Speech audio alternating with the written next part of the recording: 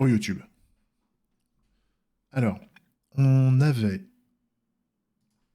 On en était à... On avait terminé de faire notre petit aiguilleur de Kind sur GCP Datastore, donc ça c'est bon. Et on devait regarder la pull request de Neo. Donc, ce que nous propose Neo pour Bangerang, on a fait une branche à part pour les contributeurs. Donc, dans l'idée, c'est que comme ça, il y a une pull request qui est faite sur une branche dédiée, et les contributeurs vont pouvoir ne pas impacter, on va dire, les autres branches. Comme ça, s'il y a un truc qu'on veut tester et qu'on n'est pas satisfait, on peut toujours revenir en arrière.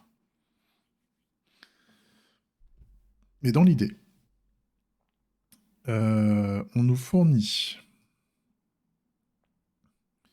un GitHub Workflow, donc qui va permettre d'exécuter à chaque fois qu'on va faire un commit sur GitHub, ça va exécuter une CI, en fait. Ça va exécuter un workflow pour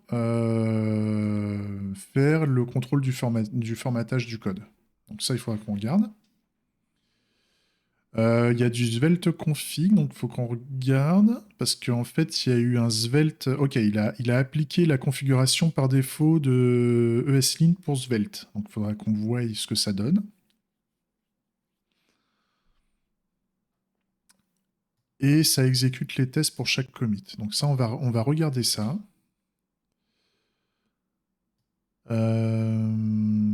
Il y a un format unsafe sur VS Code. C'est vrai que ça, je ne l'ai pas fait, donc ça serait bien qu'on s'en occupe.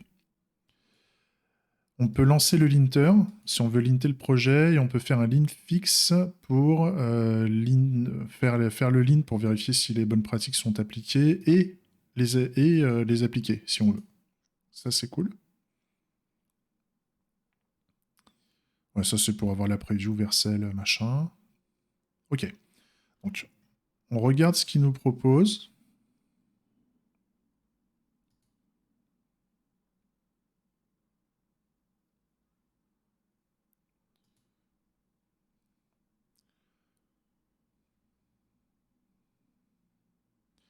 Donc, on a un ESLint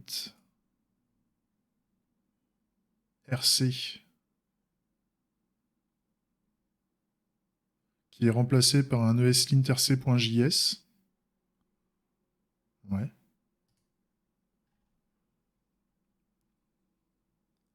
Pourquoi pas. Mais je pense pas que ça fasse trop la différence. Ah, quoique, ouais, il y a du require pour de... Ouais, ok. Donc, on va avoir un TypeScript ESLint, plugin pour Svelte et le TypeScript ESLint, parser option, le tsconfig rootdir, donc c'est oui. Oui, c'est là où se trouve le tsconfig. Le projet, donc c'est le tsconfig JSON. Extra file extension, donc on rajoute les fichiers en .svelte dedans. ESLint recommandé. Faut voir. TypeScript ESLint. Ouais. Ça, faut qu'on regarde. On fait un Svelte 3 de TypeScript, ok, parce que vu qu'on fait du Svelte en TypeScript, c'est comme ça va appliquer ESLint sur le Svelte en TypeScript, normalement. Ok. L'overwrite, ça je sais pas pourquoi. Faut voir. Je sais pas à quoi ça sert. On dit qu'on utilise Mocha, on a de l'ES6, on a du Node. Faudrait peut-être qu'on indique qu'il y a peut-être du browser ou un truc comme ça. À voir. Les règles max range, ouais. Ça c'est bien. Donc là, c'est si on veut changer, si on veut changer les, si on veut mettre des règles spécifiques par rapport à ESLint ou si on part avec les règles par défaut. Donc ça, pour moi, c'est cohérent et puis on fera sûrement des règles dédiées par rapport au projet. Là, après, on a le workflow. Donc, on a sur les branches master et develop, on va modifier, on ignore les fichiers markdown, donc ça c'est cohérent. Ouais.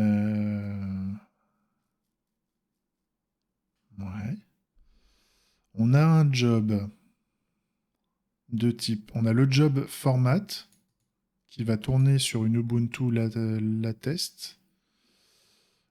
Sur le run, pour que ça aille plus vite, je crois, enfin pour que ce soit plus léger, je me demande si on peut pas la faire tourner sur une Alpine, parce que j'ai compris que on peut faire tourner enfin, la release Alpine est plus légère et plus rapide, je crois. Il y a un truc, enfin, un grand garde ça, mais on peut commencer avec une Ubuntu Latest, hein, je pense que c'est pas trop un souci. Donc on fait un checkout sûrement. On fait un npm install. Un svelte check. npx svelte check, je ferais plutôt un npm run à la place, même si je crois que ça fait la même chose. Mais j'ai pas un grand usage de npx pour le moment. Un check format, donc npm run tint. Donc voilà. Par contre, le format, check, le svelte check, il est où le package JSON là? Il doit être un peu plus bas. Oui, il est là. Package JSON, donc il n'y est pas, justement. Le svelte check.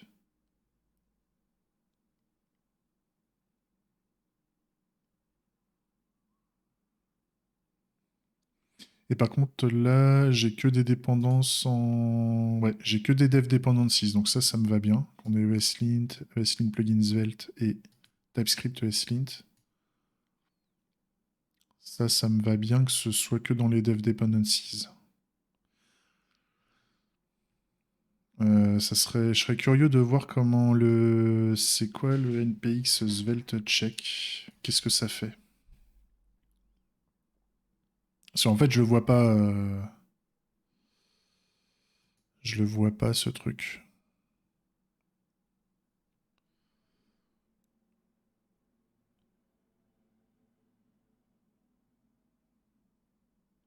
Ah d'accord, ça exécute directement Svelte check. Et par contre, ça veut dire qu'il faut installer Svelte check sur la machine. Oh.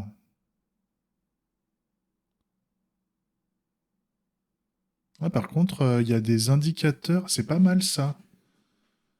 Mais oh, je sais pas si t'es là, mais en tout cas, il y a des conseils sur l'accessibilité Svelte. C'est pas mal ça.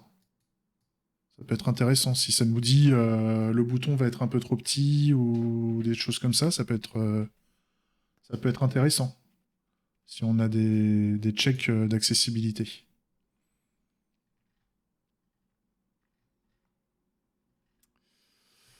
Alors par contre, comment on gère, c'est ça qui me fait peur, moi, c'est comment on gère les pull requests. Parce que autant gérer des projets internes et faire du multibranche, ça va. Autant faire de l'open source et gérer des PR, j'ai jamais fait. Donc j'imagine qu'il faut faire un review change.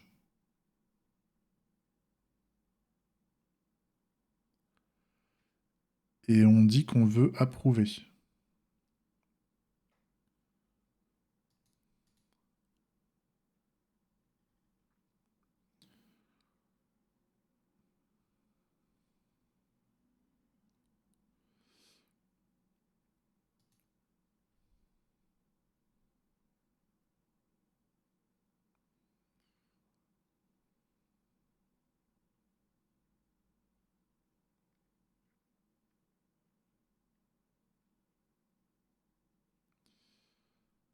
Euh,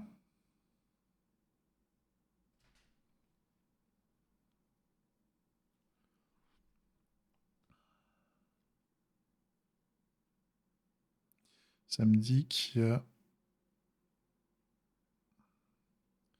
On va, on va la merge.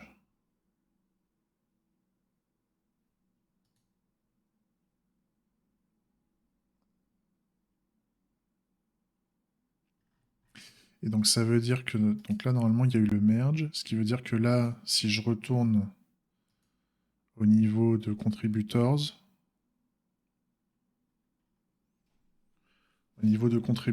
normalement je vais pouvoir indiquer que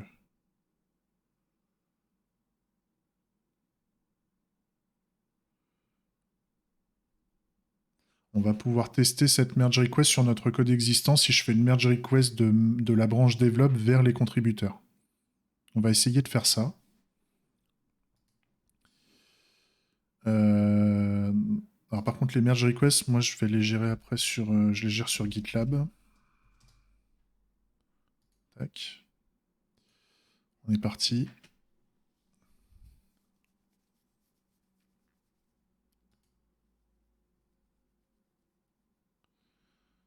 Tac. Donc là, j'ai normalement sur la branche contributors, il y a deux. Ah, est-ce que ça a mis à jour Est-ce qu'au niveau du mirroring, on est bon?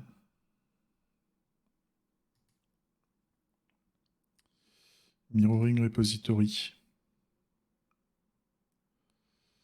Là, je suis en push.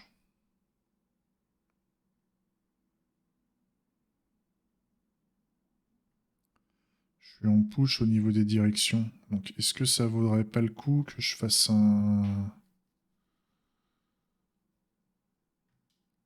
C'est pour ça, je vais pas avoir les infos.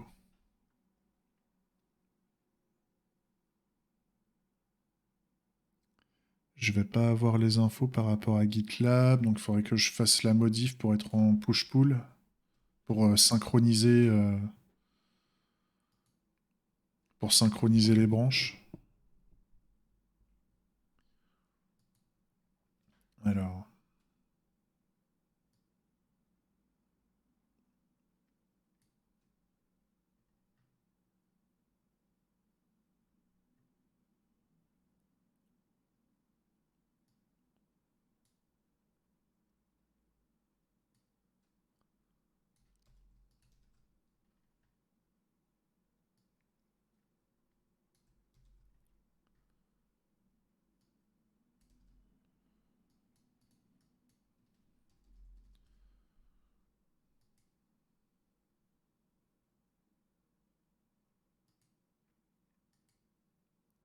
par contre, je peux pas.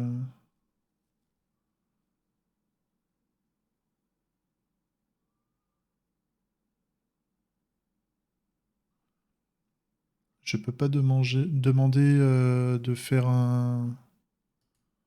Il m'interdit de faire un pool. Il m'interdit d'être en pool pour faire un mirror.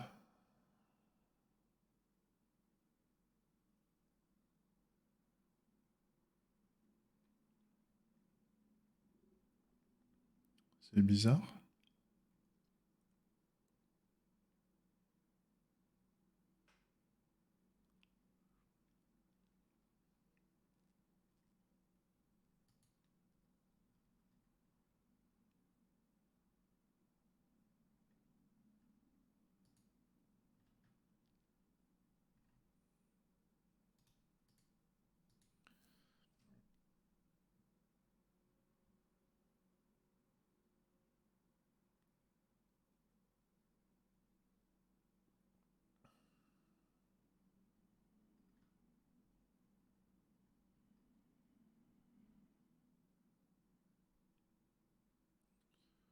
Ouais.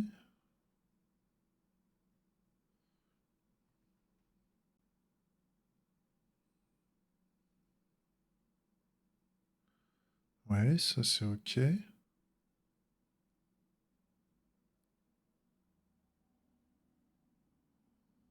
Et puis j'avais fait un access token normalement.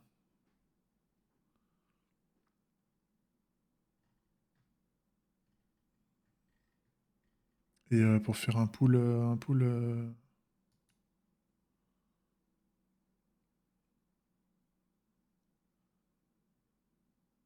pourquoi il me le...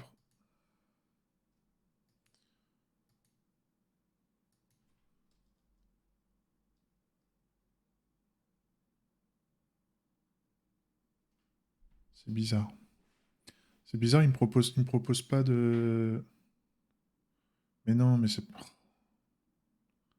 n'importe quoi. C'est bizarre, il m'a pas proposé de changer la direction pour faire le push pull. C'est bizarre.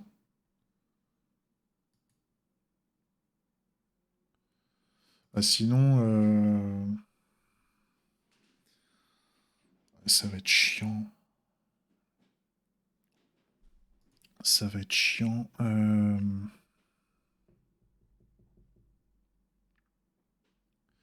À moins que... Alors, je vais essayer de retirer ça.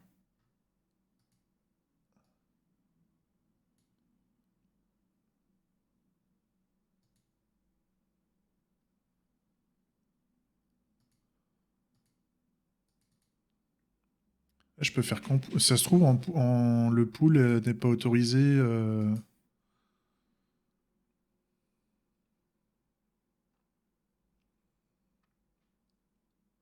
Si ça se trouve, le pool n'est pas autorisé sur GitLab gratos. C'est une fonctionnalité premium. Nick. Ok. Fait chier, hein. Fait chier cette histoire.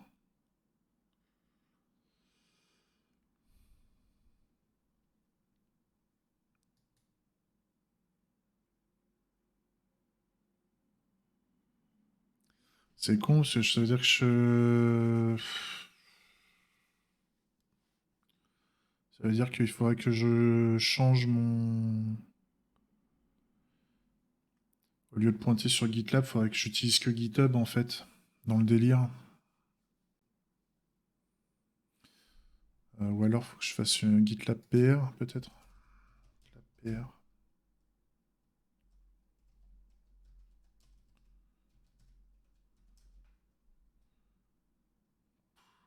Chier.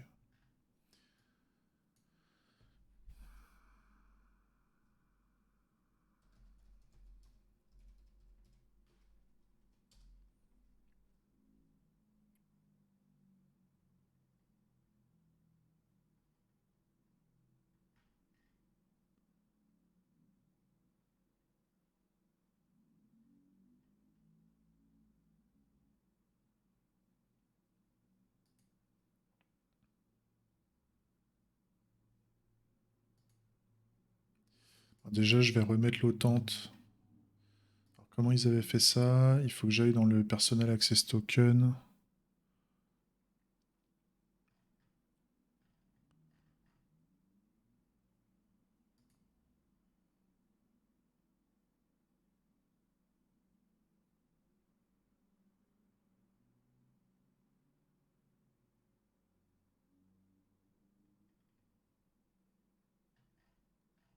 Hein,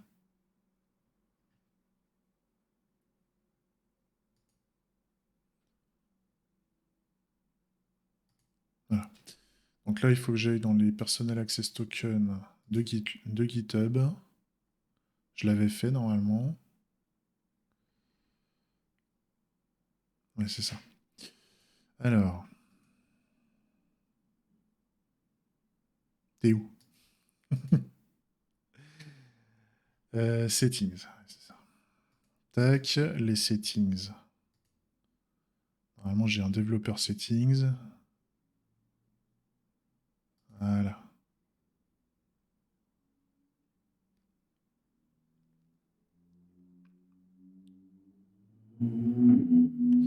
Et bah, fais-moi un nouveau token, si tu veux.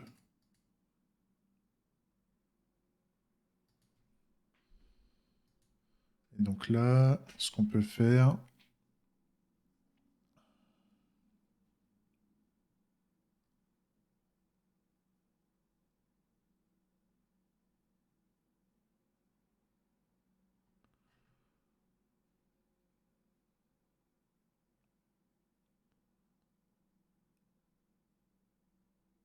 c'est quoi le scope qui est nécessaire? Public repo box. Ok.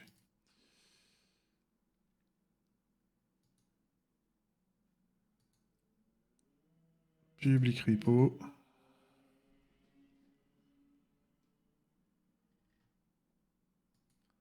Général.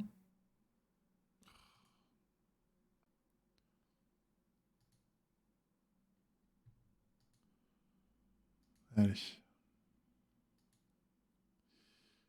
New token. Public repo. Générique token, s'il vous plaît. Voilà, on copie le token. Et donc ensuite, on va dans GitLab. Et donc, on met le token. Ah non, c'est dans le password qu'on met le token. Je dis des bêtises. Tac. Mirror repository. On va faire un update pour vérifier que ça marche.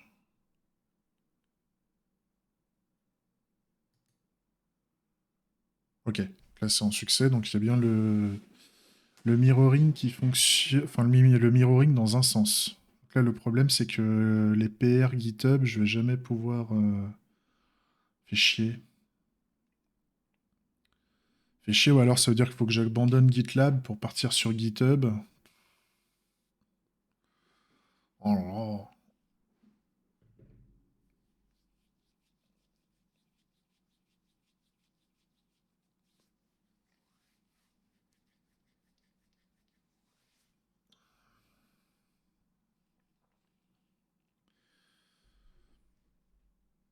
Ça va être chiant.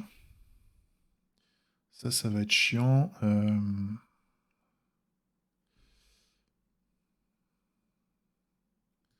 Déjà, ce qu'on peut faire... Déjà, ce que je peux faire, c'est que je peux faire un commit de tout ça.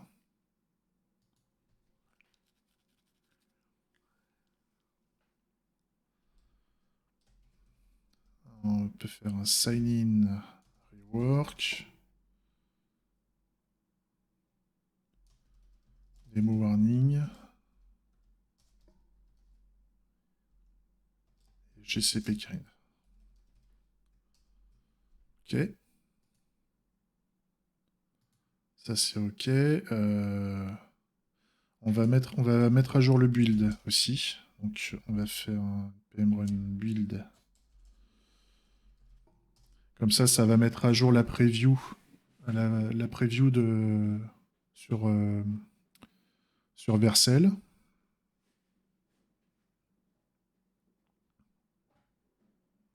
On va déjà vérifier que le comportement soit pas mal.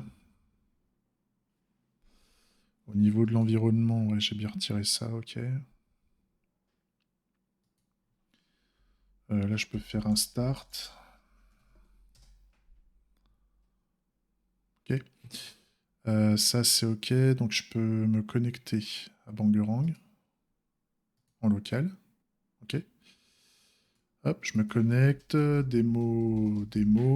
Quand je me connecte, c'est ok. Bon, ça, c'est parce que c'est mon compte de démo qui fait de la merde. Je peux retourner sur la revendication et là, c'est ok. Là, ça fait le taf. Ok. Donc, ouais. Donc là, j'envoie le build.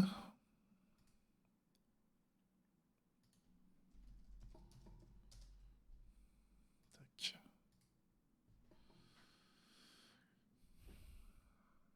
Comme ça, maintenant, je suis propre à ce niveau-là. Je vérifie au niveau de GitLab, au niveau de Develop. Il a noté que je venais de push. Donc, si je vais dans les paramètres, le miroir, on force la mise à jour.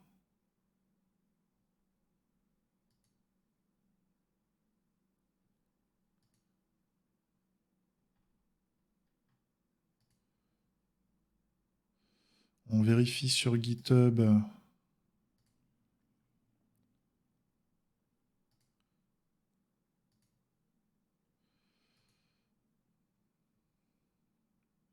Niveau de développe, j'ai pas encore reçu. J'ai pas encore reçu les mises à jour. Je pense que le mirroring, il met un peu de temps à se faire.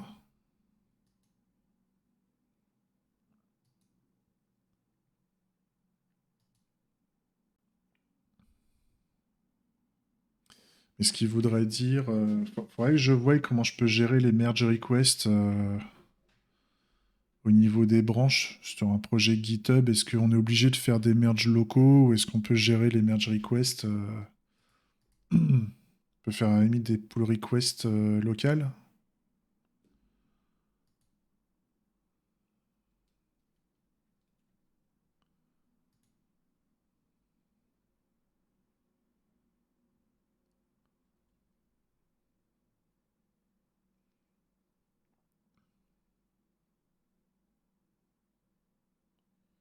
Donc là, par exemple, je pourrais dire la develop vers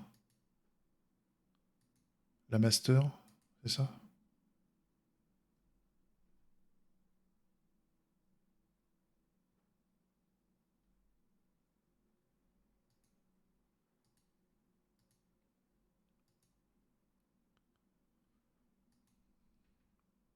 Ouais, c'est ça. Donc la develop vers la master. Et donc là, on peut voir que entre-temps,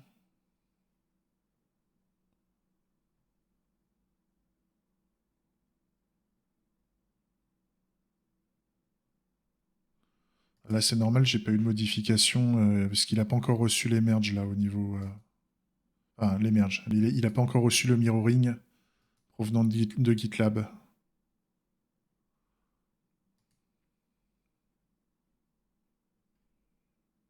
Ok, donc là, il y a une update qui vient d'être lancée. Ok, la mise à jour est bonne. Donc là, si je peux continuer. Là, ça détecte qu'il n'y a pas eu de changement. Donc si je reprends master et que je veux voir develop. Là, voilà, là c'est bon. Donc là, ça me montre toutes les modifications que j'ai faites depuis ce matin. Il y a eu pas mal de choses. Donc ça veut dire que je pourrais faire quand même mes PR. Sur GitLab, ils appellent ça des merge requests, alors que là, je peux faire des PR.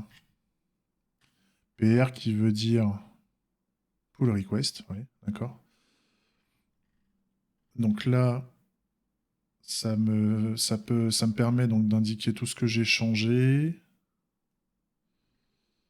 Ça c'est ok. Donc ça veut dire que je pourrais être autonome sur GitHub et abandonner GitLab parce que sur GitLab j'avais préparé j'ai un runner GitLab, mais je peux remplacer mon GitLab CI par les workflows GitHub.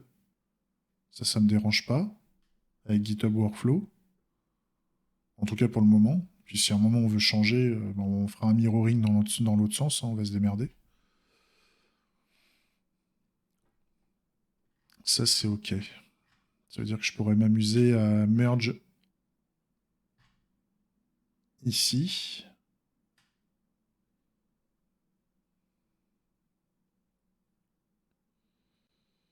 Euh, Et donc ça me dit qu'il y a eu le... Ouais, donc ça c'est mes différents commits que j'ai fait, etc. Je pourrais créer la pull request. Et là, si je crée la pull request, là ça me dit qu'il n'y a pas de conflit, machin, etc. Ok. Euh, Enfin, vous voyez pas, mais c'est comme ça que ça se passe en fait. C'est comme ça que ça se passe. Je dis la branche que je veux atteindre et je veux comparer avec une branche que j'ai mis à jour. Donc ça veut dire que je pourrais refaire un git clone en fait de mon projet à partir pour pouvoir coder en partant de GitHub au lieu de partir de GitLab. Donc c'est ce qu'on va faire. C'est ce qu'on va faire dans l'histoire. Tac. On va faire ça vite fait. Je quitte mon projet. Alors par contre, si en Gitignore, j'ai un peu de monde quand même. J'ai mon fichier d'environnement. J'ai du sapeur, du machin, mais ça c'est pas grave, ça je pourrais refaire mon build après. Ça, je pourrais le faire après. Ouais. Donc là, je vais garder mon fichier d'environnement uniquement. Ok. Donc, les fichiers. Je vais sur mon dossier où il y a mon repo. Je pique mon fichier d'environnement, je le mets ailleurs. Je supprime mon dossier local Bangerang parce que de toute façon, j'ai fait les commits que je voulais et j'ai pushé ce qu'il fallait.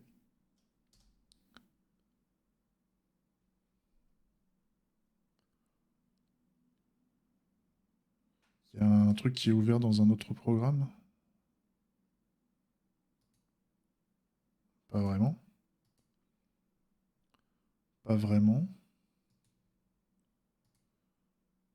Là, non. Non plus. Je ferme tout ça. Si je recommence, c'est particulier. Pourquoi tu veux pas me le virer?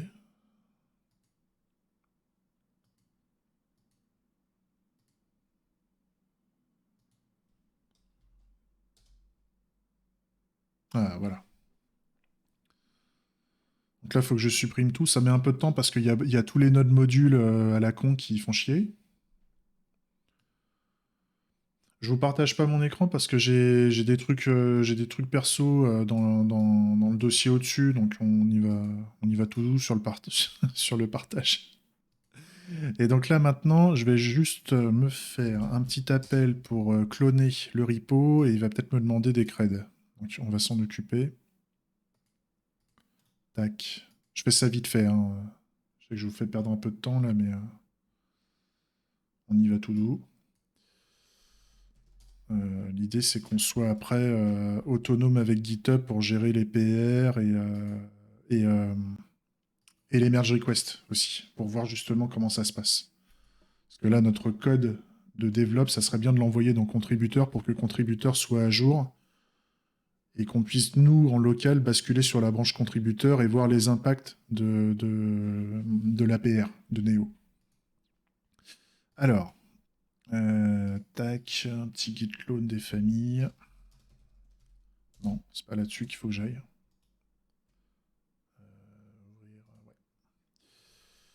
Git clone de ça.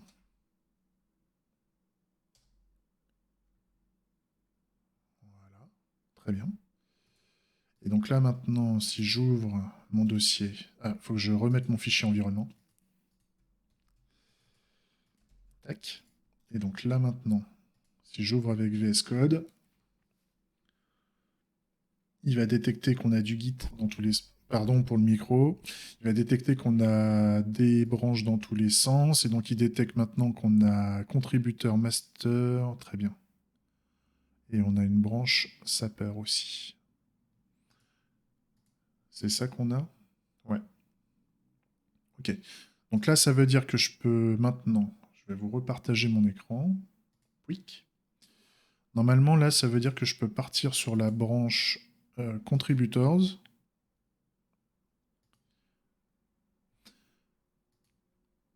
Là, c'est normal, il n'y a pas le Git ignore. Donc ça, il va falloir qu'on s'en occupe. Mais grosso modo, il faut que je regarde donc au niveau du tsconfig. Non, le tsconfig, on ne l'a pas changé. C'était le ESLint RC. Bah non.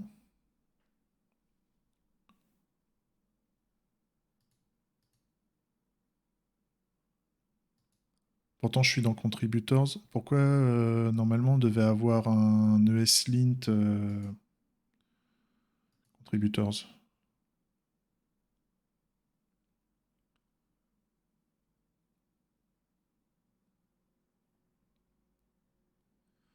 Normalement, par rapport à la PR de Neo que j'ai qui était fermée.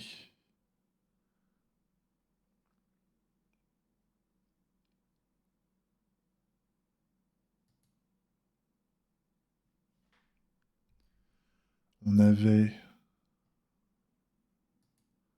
un commit qui me proposait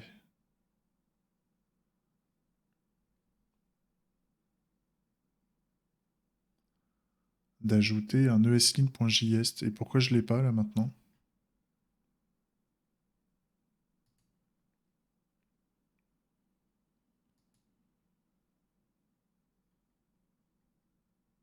Faut que je fasse Attends, je vais essayer de faire un git pull là, de tout ça là.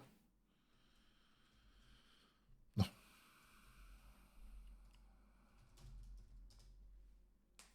Ouais. Et bah, ce qui est bizarre, c'est que j'ai mergé.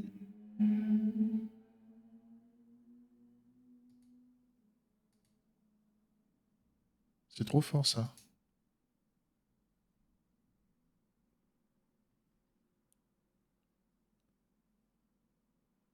C'est vraiment trop fort. On a merge. J'ai merge l'APR de Neo.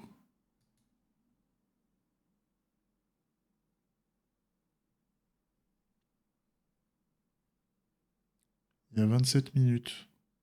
Dans,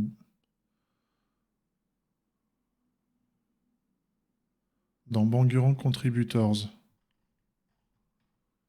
Et pourtant, quand je vais dans la branche Contributors, j'ai pas les fichiers de Neo. C'est chelou.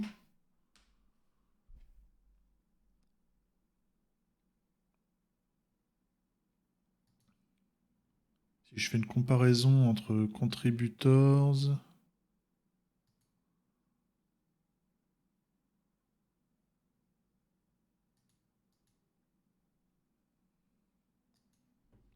c'est trop fort ça. Ou alors je sais pas faire les pull requests, c'est possible, hein. C'est possible qu'on fasse de la merde.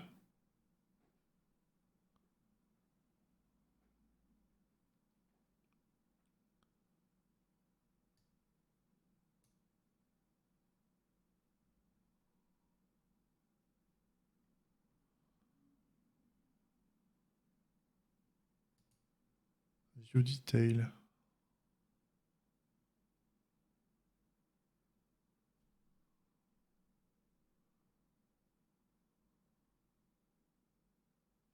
Oui, mais... Ah, mon commit, il a rajouté des trucs. Et... Alors attends, je suis à quelle version de commit là?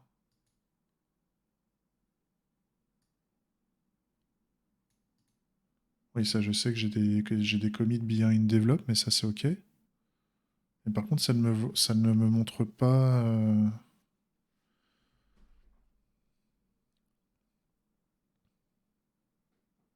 Je comprends pas là. Je peux voir l'historique ou pas? Je peux voir le commit, là on est en 6A... 6A 7 11 22. 6A 7 11 F2.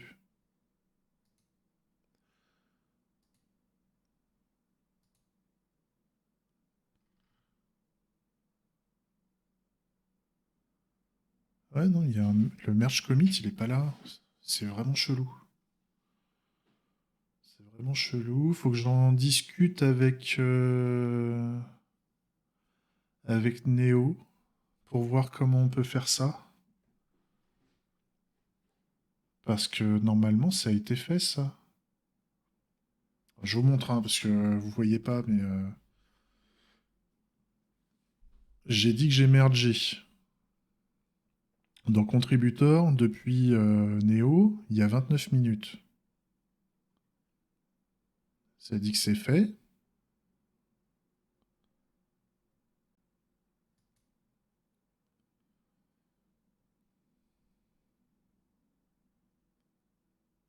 Ouais. Et quand je retourne sur Bangerang et que je regarde ma branche Contributors, ça me dit que je suis au niveau du forget build en fait. Ça ne me montre pas.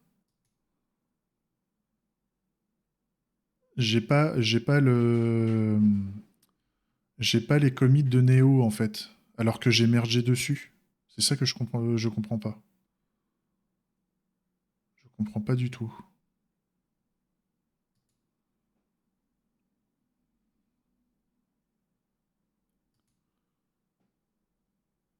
Ouais,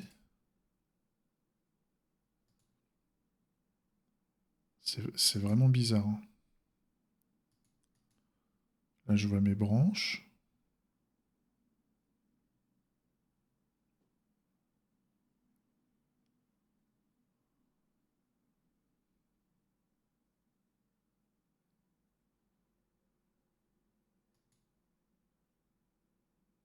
Je comprends pas. Je comprends pas du tout. Ou alors je comprends pas la notion de PR. C'est vraiment particulier, hein. Pourtant, ça a dit que ça a été mergé, hein.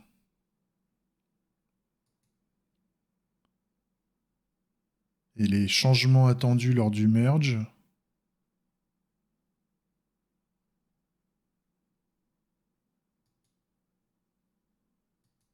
Ou alors il faut que je refasse.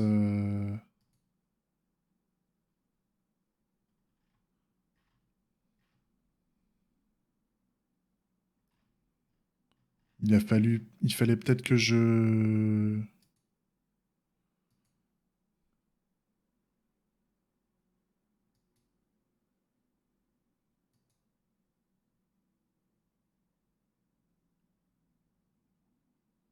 C'est vraiment bizarre.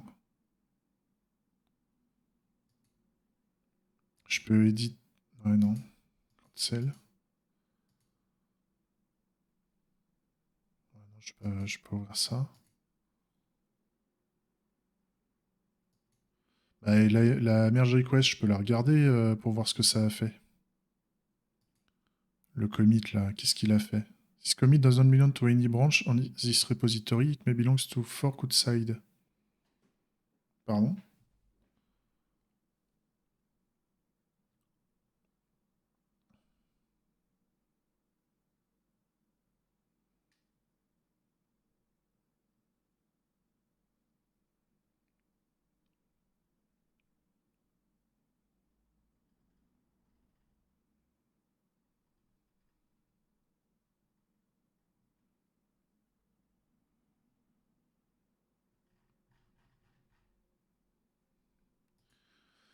Je comprends pas. Je. Je comprends pas du tout. Il faut que je me documente sur les PA. Parce que je dois être trop habitué au merge request façon GitLab et vu que j'ai jamais fait de PR GitHub pour le moment, je pense que ça doit être à cause de ça que ça doit merder. Faut que je me renseigne là-dessus et puis l'idée c'est qu'on arrive à faire la merge request de, de Neo. Il y a un truc. Il y a une couille dans le pâté. Ok. Donc là, c'est un échec. C'est un échec. Devlog. On n'y arrive pas. On n'y arrive pas. On va passer à la suite. Bah, il est quoi là? Il est 16h30. Bah, en fait, alors je vais pas démarrer le multilangage aujourd'hui, je vais le faire lundi.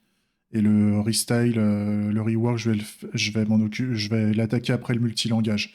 Donc, ce qu'on peut faire, parce que le multilangage, j'ai une idée, il faut que je fasse une expérimentation que je démarrerai lundi pour faire le multilangage. Grosso modo, je vais vous montrer vite fait. On est au niveau de Sapper. Donc c'est avec Sapper, c'est avec les routes de Sapper. Donc normalement, on a les routes ici. Et donc on a tout mis à la racine à cet endroit-là. Et normalement, on est censé avoir une claim ID ici. Mais normalement, on peut créer. Il faut que je regarde si c'est jouable. Mais normalement, au niveau de Sapper, il me semble que je peux créer un dossier qui va contenir, si on regarde la documentation de Sapper, par rapport aux routes dynamiques, pour mettre des params. on va pouvoir, au niveau des routes, routing. Donc là, on fait des routes index svelte, on a les routes, et voilà. Donc là, les dynamiques paraméters peuvent être encodés dans des brackets, donc dans des crochets. Et donc là, dans le fichier, on a le blog slug svelte. Donc ça, c'est OK. Mais par contre, il me semble qu'on peut faire aussi, voilà. Si on veut faire plus de paramètres, on peut créer des nested folders. Donc on peut créer des dossiers, et dans le nom du dossier, on peut avoir le paramètre dans le nom du dossier. Donc ça veut dire que par exemple, si là, au niveau de Sapper, je fais un nouveau dossier qui s'appelle, par exemple, language, comme ça, et que je mets tous mes dossiers, réellement tout ce qui est là, toutes les pages Svelte là, et que je les remets dans language, je vais avoir la capacité dans toutes mes pages de faire un pré-rendering sur la langue au niveau de la route, en fait. Je vais avoir un paramètre language qui sera présent, qui va me permettre d'identifier la langue. Donc quand quelqu'un va taper en slash, donc bangerang slash en ou slash fr, bangerang.com slash fr ou bangerang.io, on verra plus tard le nom du site de production, il fait un slash fr slash main menu, et ben là il aura le main menu en français. Et quand on fera un bangerang slash en slash main menu, et ben dans ce cas-là il va avoir le main menu en anglais. Parce qu'on aura le paramètre de sélection de langue, en fait. C'est un peu l'idée. Donc tous les dossiers, je les remettrai dans language. Et il faudra modifier toutes les vues qui nécessitent. Enfin, toutes les pages, en fait, il va falloir lui mettre comme le claim ID. Là, en fait, il va falloir mettre au tout début la fonction preload qui permet de choper les paramètres, les page params. Et donc là, en plus du claim ID, on va avoir language, mais pour les autres pages, on va avoir d'autres choses, en fait. C'est un peu l'idée. Là, je sais pas pourquoi ça se met à gueuler dans tous les sens.